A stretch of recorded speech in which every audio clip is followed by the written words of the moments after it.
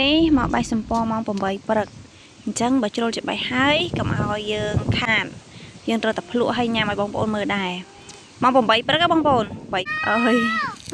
ម៉ោង 8 ព្រឹកក៏អាចញ៉ាំបានដែរព្រោះសំពងអ្នកសូវជូរទេឆ្ងាញ់ឆ្ងាញ់គួរសមមិនតែឆ្ងាញ់ខ្លាំងពេកតែឆ្ងាញ់ហ្មង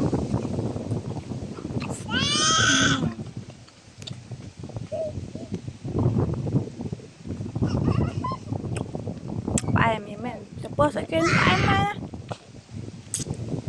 វាជូរភាគតិចក៏ដោយឆ្ងាញ់ក៏ដោយ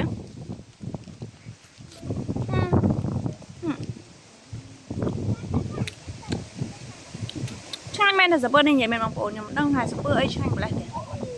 សំពើផ្សេងខ្ញុំហូបហើយសំពើខ្លះដាក់ប៉ាក់ញាក់ភ្នែកញាក់ខ្លួនបដ ơi អញឥឡូវតទៅមួយទៀតតទៅមួយទៀតជូរផ្អែមឆ្ងាញ់ក៏ដោយរួមគឺឆ្ងាញ់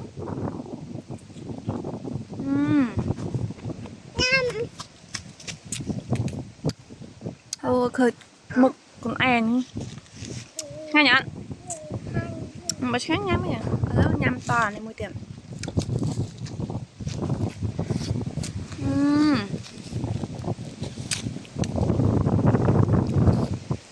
វាស្រែដល់ព្រឹកអានេះ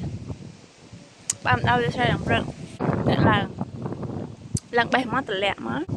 ហើយអ្នកក្រមចាំញ៉ាំទៅអានេះដល់វគ្គមួយទៀតដែរ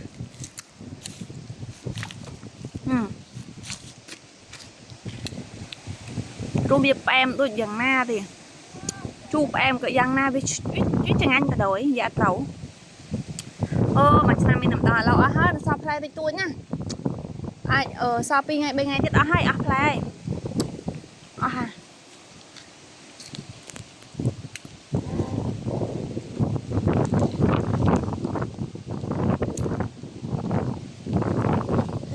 ជូរអត់ឆ្ងាញ់អត់ឆ្ងាញ់អត់អូខេកូនខ្ញុំគាត់ថាឆ្ងាញ់ដែរអូញ៉ាំទៀតអូខេញ៉ាំទៀតអូធ្វើស្រួលគាត់ណាមួយខំបានតែក្របចឹងអញចង់នេះមកខំបានតែក្របនេះញ៉ោនេះកូនខ្ញុំវាឆ្ងាញ់ដែរបងប្អូនវាឆ្ងាញ់តែខ្ញុំណាមកទៅក្មេងមកខួបជាងមកវាឆ្ងាញ់ដែរហ្នឹងអូយជ្រុះបាត់នេះតែឆ្ងាញ់ក្មេងប៉ុណ្ណឹងឆ្ងាញ់ទៅរំខ្ញុំ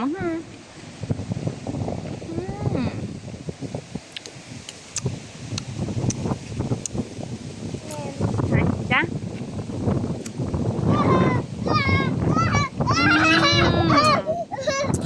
កូនខ្ញុំប៉ុណ្នេះវាមានវាសនាបានញ៉ាំសម្ពរហើយចោះអ្នកខ្លះហ្នឹងមានវាសនាបានញ៉ាំសម្ពរនៅពួកអារបស់កំរចឹងងាយបានញ៉ាំបងប្អូនហើយមែនមួយឆ្នាំនេះតែបានមកដើមនេះឯងប៉ះដើមមួយស្រែខ្លួនឯងទៀតអែមខប់បាយជប់គ្នាវីដេអូក្រោយចង់ញ៉ាំសម្ពររកតែញ៉ាំចោះនៅកន្លែងខ្ញុំអត់មានលក់ទេព្រោះវាអស់ហើយនោះសើបេះបានហ្នឹង 4-10 គ្រាប់ទេញ៉ាំអីទៀតនេះអូជូរបើជូរណាក្មេងញ៉ាំយ៉ាងហ្នឹងនោះលោកអូយលោកមើលទៅទឹកមុខទៅដាក់យោបដ ơi ទីមែន